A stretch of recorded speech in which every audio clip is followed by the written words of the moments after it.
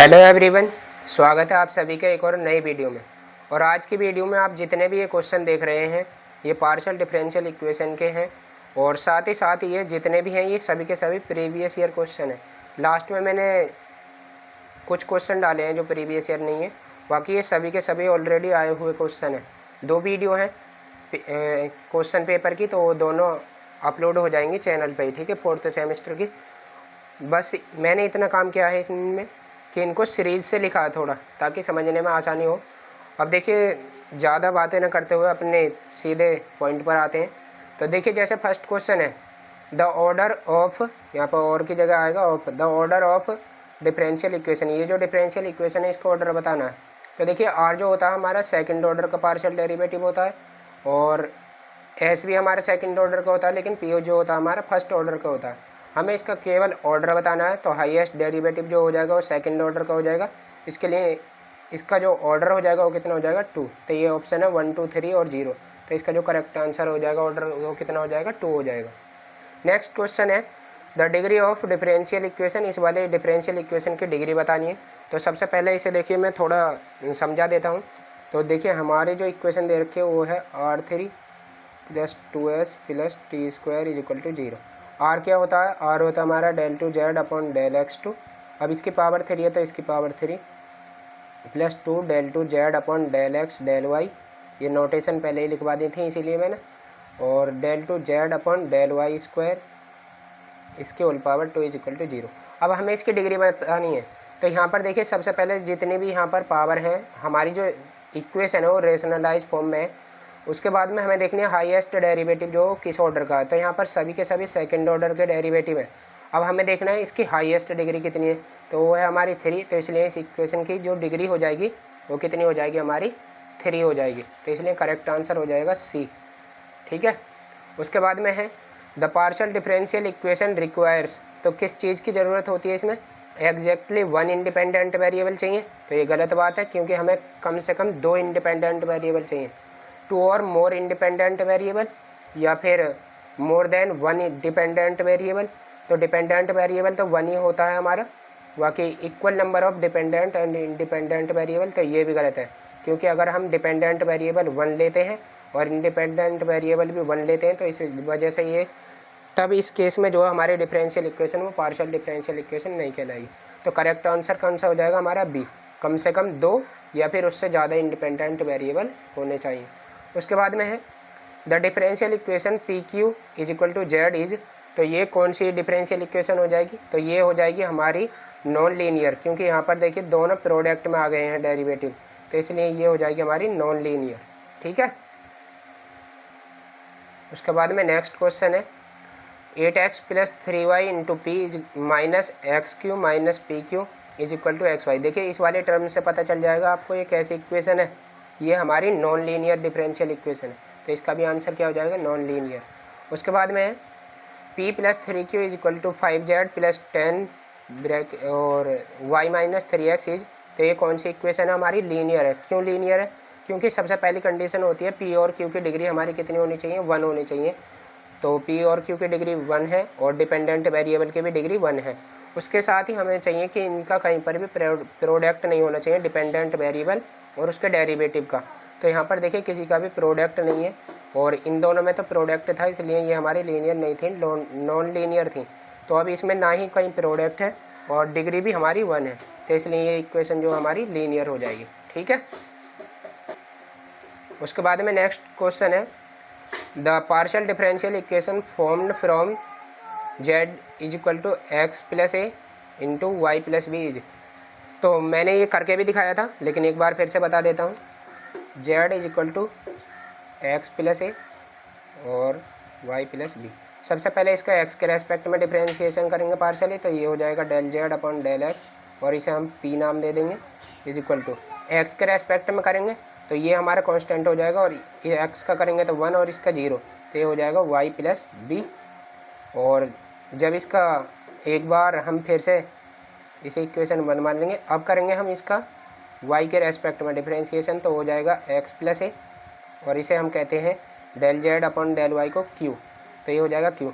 जब इन दोनों की वैल्यू x प्लस ए और y प्लस बी की वैल्यू इस इक्वेशन में पुट करेंगे तो इक्वेशन बन जाएगी हमारी z is equal to Q P या पी क्यू भी कह सकते हैं। तो आंसर देखते हैं कौन सा है, तो आंसर है P Q is equal to Z. ठीक है, उसके बाद में नेक्स्ट क्वेश्चन है the partial differential equation formed from Z is equal to A x plus B Y plus A B is equal to. तो इसे भी सॉल्व कर लेते हैं थोड़ा सा। Z is equal to A x plus B Y plus A B, इसका भी हमें पहले एक्स के रेस्पेक्ट में डिफरेंशिएशन करना है पार्शियली। तो जब एक्स के रेस्पेक्ट में करेंगे तो हो जाएगा small P is equal to a और एक्स का 1, बाकी ये सभी टर्म कांस्टेंट प्लस 0, यानी ए की वैल्यू के ए किसके इक्वल आ जाएगा स्मॉल पी के। उसके बाद में फिर से हम इसका वाई के रेस्पेक्ट में करेंगे तो हो जाएगा क्यू, और क्यू ये तो कांस्टेंट तो इसका तो 0 प्लस बी कांस्टेंट है बाहर, वाई का करेंगे तो वो 1 हो जाएगा और ये 0 हो जाएगा क्योंकि हम किसके रेस्पेक्ट में कर रहे हैं वाई के रेस्पेक्ट में। तो यहाँ से बी के क्यू के इक्वल क्या आ जाएगा बी। अब हमें क्या करना है इस वाली इक्वेशन में ए और बी को यहाँ से रिमूव करना है, तो ए के प्लेस पर पी पुट करना है और बी के प्लेस पर क्यू। तो इक्वेशन बन जाएगी Z is equal to P X plus Q Y plus P Q, ये हमारी इक्वेशन हो जाएगी। देखते हैं कौन से ऑप्शन में है। Z is equal to P X यहाँ पे और इन दोनों में से P X plus Q Y, ये वाला जो करेक्ट आंसर हो जाएगा हमारा। ठीक है, उसके बाद में नेक्स्ट क्वेश्चन है partial differential equation formed by elimination of arbitrary function Z is equal to F X square plus Y square. तो इसे भी सॉल्व कर लेते हैं क्योंकि ये सॉल्व करने वाला ही क्वेश्चन है। Z is equal to F X square plus Y square. ठीक है, तो जब इसे सॉल्व करेंगे तो पहले इसका एक्स के रेस्पेक्ट में डिफरेंशिएशन करते हैं पार्शियली। तो वो देखिए कितना हो जाएगा del Z upon del X, और इसे हम कहेंगे small P is equal to F dash X square plus Y square. उसके बाद में इसका करेंगे X square plus Y square का, तो एक्स स्क्वायर का हो जाएगा 2x और वाई स्क्वायर का 0, ये हो जाएगी इक्वेशन हमारी फर्स्ट। उसके बाद में हम इसका वाई के रेस्पेक्ट में करते हैं तो ये हो जाएगा del Z upon del Y, और इसे कहते हैं हम क्यू, ये इक्वल टू हो जाएगा F dash X square plus Y square और साथ में आ जाएगा 2y। ठीक है, ये इक्वेशन 2 हो जाएगी। इक्वेशन 1 डिवाइड बाई 2, तो यहाँ से p upon q is equal to आ जाएगा, इससे ये कैंसिल हो जाएगा और 2 से 2 कैंसिल, x अपॉन वाई आ जाएगा, x अपॉन वाई। यहाँ से क्रॉस मल्टीप्लाई करेंगे तो P Y is equal to हो जाएगा एक्स क्यू। या तो ऑप्शन में ये होना चाहिए या फिर ये नहीं है तो इसे ये कर सकते हैं P Y minus Q X is equal to 0, ये हमारे ऑप्शन में होना चाहिए। ये भी ना हो तो हमें माइनस से भी मल्टीप्लाई करनी है। अब देख लेते हैं क्या है। एक्स पी प्लस, तो प्लस का चिन्ह नहीं आएगा, एक बार अल्टरनेट साइन आएगा एक्स पी पी एक्स, लेकिन हमारा पी के साथ में क्या आया वाई आया है, तो ये भी हमारी गलत हो जाएगी। एक्स क्यू एस, ये यहाँ पे भी दोनों प्लस के साइन है, ये भी कैंसिल हो जाएगी। देखिए P Y minus Q X is equal to 0, तो यही हमारा करेक्ट आंसर हो जाएगा। उसके बाद में नेक्स्ट क्वेश्चन है the linear partial differential equation of order 1 is known as, तो ये होती है हमारी Lagrange linear partial differential equation. ठीक है, उसके बाद में नेक्स्ट क्वेश्चन है द इक्वेशन, ये जो दे रखी है ये क्या कहलाती है इज कॉल्ड, तो ये हमारी लैग्रांज इक्वेशन कहलाती है। ठीक है, इंपॉर्टेंट है, ये याद रख लेना। वाकई इंपॉर्टेंट तो ये सभी हैं, जब प्रीवियस ईयर में पूछे जा चुके हैं तो इंपॉर्टेंट ही है। उसके बाद में नेक्स्ट क्वेश्चन है the complete integral of 3p square is equal to q. तो देखिए इस वाली इक्वेशन का 3p square is equal to q, तो हमें क्या करना है यहाँ से सबसे पहले देखना है ये किसका फंक्शन है। लीनियर तो हमारी है नहीं क्योंकि यहाँ पर p की पावर जो है वो 2 है और हमारी p की जो डिग्री है वो 1 होनी चाहिए। तो ये आता है हमारा solution of non linear partial differential equation. इसमें क्या होता है जब हमारा फंक्शन हो f p Q is equal to 0, इसे लिख सकते हैं ना, देखिए 3p square minus q is equal to 0, तो इस फॉर्म में आ गया। तो तब इसका जो सॉल्यूशन होता है वो होता है Z is equal to A x plus f of a plus into y और प्लस यहाँ पे सी मान लीजिए। ठीक है, सी या बी कोई कांस्टेंट आएगा। तो यहाँ से ए एक्स तो हमारे पास में आ ही जाएगा, हमें यहाँ से एफ ऑफ ए की वैल्यू निकालनी होती है, ये यहाँ पर होता है बी। अब हमें ए और बी में रिलेशन निकालना होता है, यहाँ से बी के प्लेस पर ए की वैल्यू पुट करनी है। तो आपको क्या करना है, पी के प्लेस पर तो पुट करना है ए और क्यू के प्लेस पर पुट करना है बी। तो यहाँ से हो जाएगा 3a square is equal to b, और बी की वैल्यू इस वाली इक्वेशन में पुट करेंगे यहाँ पे इसके प्लेस पर। तो यहाँ से जेड इज इक्वल टू आ जाएगा a x plus 3a² y plus c। तो ये हमारा करेक्ट आंसर हो जाएगा। देखते हैं कौन से ऑप्शन में। z equal to ax plus 3a² y plus b। तो देखिए यहाँ पे कांस्टेंट जो ले रखा है वो हमारा b ले रखा है, तो इससे कोई दिक्कत नहीं है, इसलिए करेक्ट आंसर जो हो जाएगा हमारा वो b हो जाएगा। उसके बाद में नेक्स्ट क्वेश्चन है complete integral of q is equal to e की power minus p upon a. तो इसे भी ऐसे ही सॉल्व करेंगे।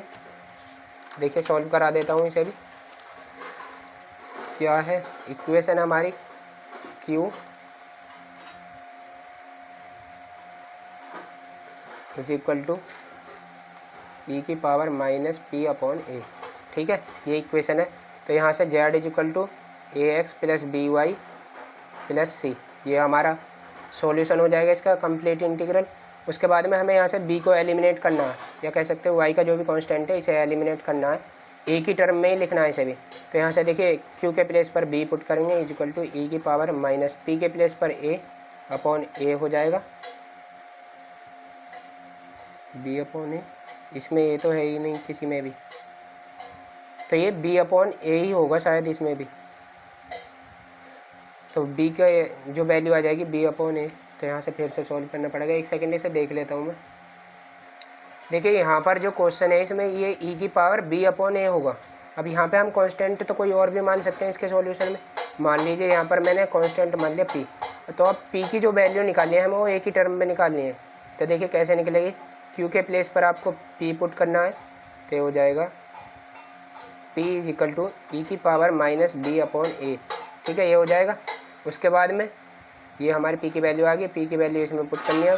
तो z इज इक्वल टू हो जाएगा ए एक्स प्लस ई की power minus b upon a y plus c. ये किस ऑप्शन में, e की power z is equal to b x. हाँ देख लीजिए यहाँ पे जो हमारा कांस्टेंट माना है वो a के प्लेस पर b माना है, तो इसलिए हमारा जो करेक्ट आंसर हो जाएगा कुछ इस टाइप का हो जाएगा। यानी इसका जो सॉल्यूशन है, थोड़ा दोबारा से एक्सप्लेन करता हूँ। ठीक है, इस वाले क्वेश्चन को हमारा जो इक्वेशन दे रखी है वो थी ये q is equal to e की पावर माइनस p अपॉन ए।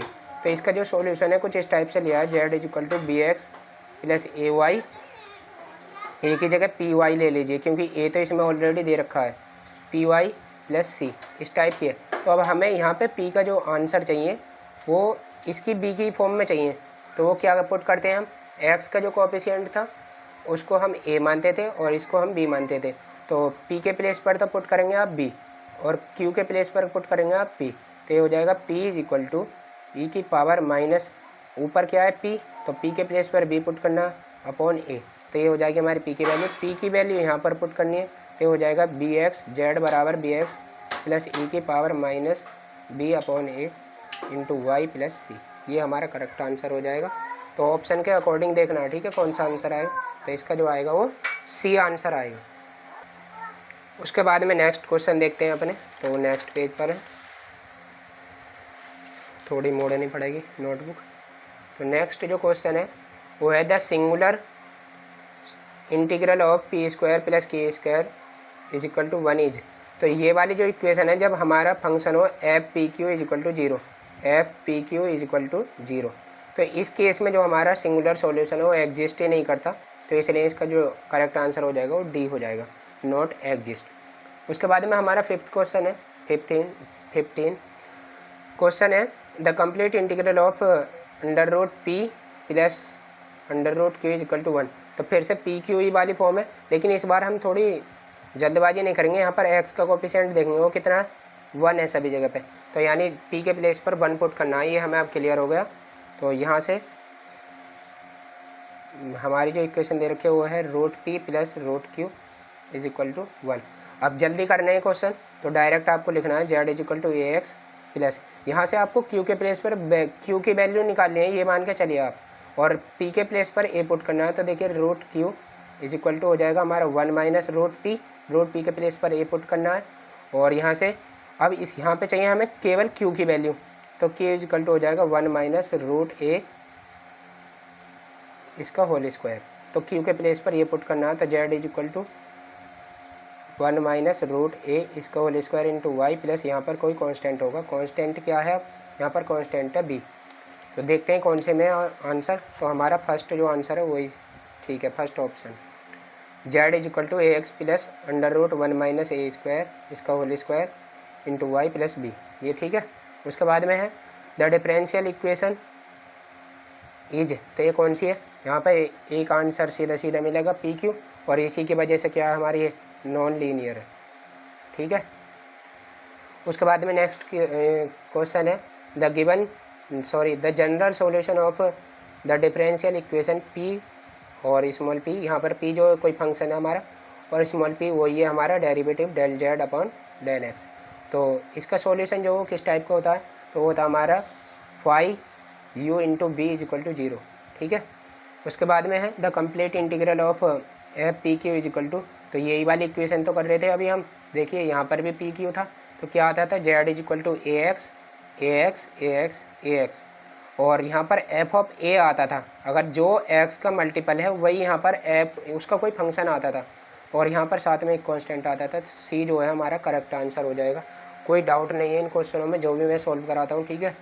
उसके बाद में है complete integral of q is equal to 2p y is, तो इसका सॉल्यूशन करते हैं, इसमें देखते हैं कितना आएगा। Q is equal to 2p y is, तो इसका हमें कंप्लीट सॉल्यूशन बताना है, तो वो देखिए कैसे आएगा। तो इसके लिए हम क्या करेंगे, हमारी ये जो नॉन लीनियर फॉर्म होती हैं उनमें से किसी में भी नहीं है, तो इसे हम पहले एक काम करते हैं, इस वाली फॉर्म में बना लेते हैं। देखिए कैसे, इसका ना हम क्यू है, अच्छा ऑलरेडी क्यू दे रखा है, देखिए ये ना थोड़ी मिस्टेक हो गई हमसे, ये फॉर्म बन रही है हमारी यहीं पे, कैसे, क्योंकि ये हमारा फंक्शन बन रहा है एफ, यानी जब हम इन वेरिएबल को सेपरेट कर लें, क्या होने चाहिए हमारे, जब p होना चाहिए q और एक्स वाई ये फंक्शन हो, तब हम क्या करते हैं यहाँ से पहले इन्हें सेपरेट करते हैं, कैसे, एफ एक्स और p के फंक्शन एक तरफ और इक्वल टू मान के चलते हैं एफ वाई और q के फंक्शन एक तरफ, और इसे a के इक्वल मानते हैं। a कोई भी कांस्टेंट हो सकता है, तो a के प्लेस पर आप b भी मान सकते हैं। तो इसी वाली इक्वेशन को पहले सेपरेट करते हैं, यानी q और y की टर्म एक तरफ, तो इसे हम लिख सकते हैं q upon y is equal to 2p, और इन्हें दोनों को a के इक्वल मानेंगे। तो यहाँ से कितना हो जाएगा, देखिए q इज इक्वल टू हो जाएगा ए वाई और p इज इक्वल टू हो जाएगा a बाई 2, जब इन दोनों टर्म को लेंगे। उसके बाद में इसका जो सॉल्यूशन होता है कुछ इस टाइप से होता है, d z is equal to p d x, ये फोर्थ फॉर्म है, प्लस क्यू डी वाई और प्लस कोई भी कांस्टेंट लगेगा, ठीक है। तो अब यहाँ से d z is equal to p के प्लेस पर a by 2 d x plus q के प्लेस पर a y d y plus constant c, ठीक है। तो अब इसका इंटीग्रेशन करेंगे सभी का वेरिएबल्स के रेस्पेक्ट में, तो डी जेड का करेंगे तो जेड आ जाएगा, और ए बाई 2 ऐसे ही एक्स का करेंगे तो ये आ जाएगा एक्स, प्लस ए वाई का करेंगे तो वाई की पावर 2 अपॉन 2 प्लस कॉन्स्टेंट। अब यहाँ पर देखिए 2 यहाँ पर भी तो इसकी मल्टीप्लाई कर देंगे तो ये हो जाएगा 2z is equal to A x plus a y square plus c, कोई भी कांस्टेंट। तो देखते हैं कौन से में इसका आंसर 2z, तो कांस्टेंट सी के प्लेस पर ले रखा है जी b, तो इसलिए 2z is equal to A x plus a y square plus b, c जो है हमारा करेक्ट आंसर हो जाएगा। उसके बाद में नेक्स्ट क्वेश्चन है the complete integral of equation of the type f p Q is equal to 0 is z is equal to A x plus B Y plus c where a and b are connected by the relation. तो ये कौन से relation से, तो देखिए ये हमारा solution होता है, अभी बताई थी। अब यहाँ से हमें बी को रिमूव करना होता है, और वो किस टाइप से रिमूव करते हैं, आप पी के प्लेस पर तो ए पुट करते हैं और क्यू के प्लेस पर आप बी पुट करते हैं। इस वाली इक्वेशन को सॉल्व करने पर ही आता है, वो भी कैसे, देखो अगर इसका जेड का एक्स के रेस्पेक्ट में करेंगे तो ये आ जाएगा small P is equal to x के रेस्पेक्ट में करेंगे तो ये आ जाएगा, तो इसलिए p is equal to a put करते हैं हम, तो इसका जो करेक्ट आंसर हो जाएगा वो हो जाएगा हमारा ए, ठीक है। उसके बाद में in order to find the solution of इस इक्वेशन का ऑक्सिलरी इक्वेशन इज, तो यहाँ से एक और बता देता हूँ, ऑक्सिलरी इक्वेशन को सब्सिडरी इक्वेशंस भी कहते हैं। तो ये होती है हमारी d x upon p d y upon q और डी जेड अपॉन आर, तो इसका करेक्ट आंसर हो जाएगा ए, ठीक है। नेक्स्ट क्वेश्चन है for differential equation Lagrange subsidiary equation क्या होंगी, तो अभी बताई थी, देखिए क्या हो जाएंगी। तो पी के जो मल्टीपल में होता है वो तो डी एक्स के अपॉन में आता है। देखिए d x d y d z, d x d y d z, d x d z. उसके बाद में जो हमारा पी के मल्टीपल में होता है डी एक्स के अपॉन में जाएगा, तो जेड है मल्टीपल में नीचे, तो जेड इसमें ही है। उसके बाद में हो सकता है माइनस से मल्टीप्लाई भी हो। उसके बाद में देखते हैं डी वाई के अपॉन में जाएगा जो क्यू के मल्टीपल में है, तो वो माइनस जेड है। और ये सभी बाकी टर्म जो है हमारी वो डी जेड के अपॉन में जाएंगे, तो इसका जो करेक्ट आंसर हो जाएगा वो हो जाएगा बी। उसके बाद में लैग्रांज ऑक्सिलरी इक्वेशन फॉर इस वाली डिफरेंशियल इक्वेशन के लिए, तो देखिए d x d y d z मैंने डायरेक्ट लिख दिए। जो पी का मल्टीपल है वो तो डी एक्स के अपॉन में जाएगा, तो वाई प्लस जेड ये मल्टीपल में। क्यू का जो मल्टीपल है वो वाई के अपॉन में जाएगा, और जो शेष टर्म है जिनमें पी और क्यू नहीं है वो सभी के सभी डी जेड के अपॉन में जाएंगे, तो इसलिए ये हमारा करेक्ट आंसर हो जाएगा। और ये आंसर ही मैंने लिख दिया क्योंकि ऑप्शन लेंथ ही थे। उसके बाद में ये इंपॉर्टेंट क्वेश्चन है subsidiary equation for this equation, तो कौन कौन सी हो जाएंगी। देखिए पी क्यू और हमारे अदर फंक्शन, तो जो हमारा d x d y d z लिखना है। उसके बाद में पी का जो मल्टीपल है वो हमें डी एक्स के अपॉन में लिखना है, तो वो होना चाहिए 1, एक तो 1 इसमें और एक 1 इसमें। उसके बाद में डी वाई के अपॉन में आएगा क्यू का मल्टीपल, तो वो कितना है 3, और यहाँ पर ये गलत है, तो इसलिए करेक्ट आंसर हो जाएगा बी।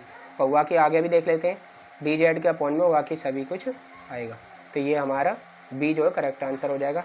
एक क्वेश्चन और है, ये है चारपेट्स ऑक्सिलरी इक्वेशन।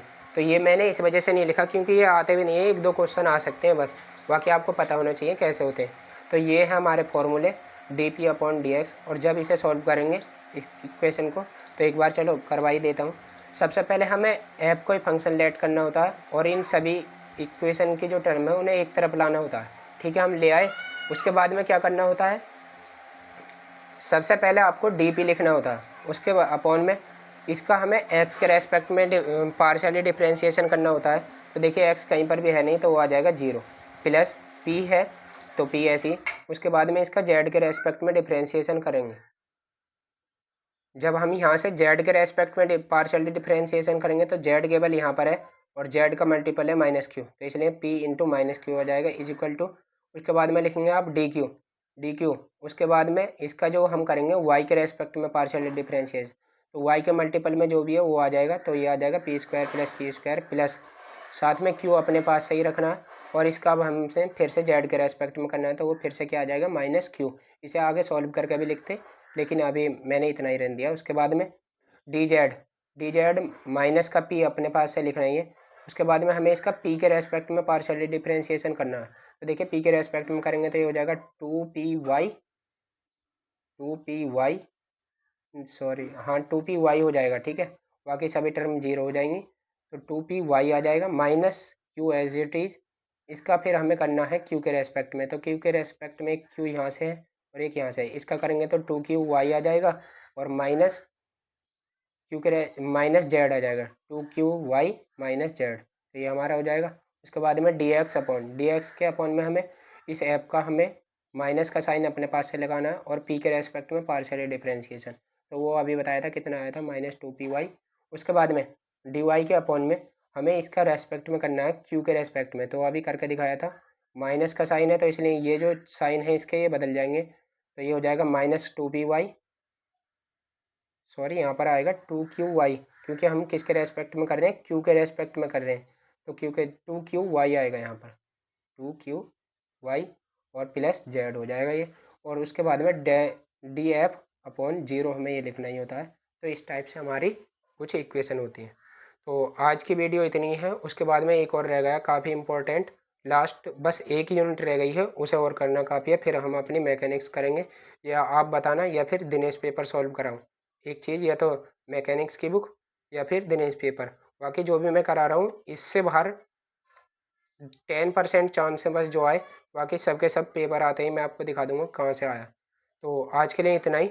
जय हिंद, जय भारत।